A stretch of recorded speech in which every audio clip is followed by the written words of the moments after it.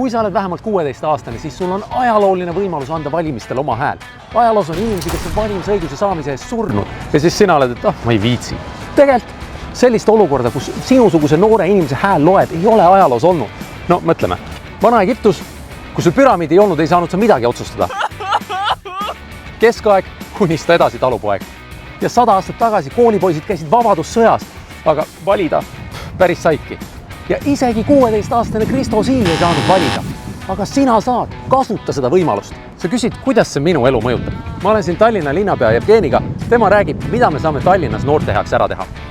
Sotsiaaldemokraadid on noorte seas kõige populaarsem erakond ja seda õigusega, sest me võtame noortele olulisi teemasid. Linnaruum, ühistransport, haridusküsimused, mitmekesine spordi, kultuuri ja ööelu. Me võtame neid teemasid ääretult tõsiselt ja me panustame sellesse, aga et see areng jätkuks, pead sina kindlasti tulema valima. Vali sotsiaaldemokraadid.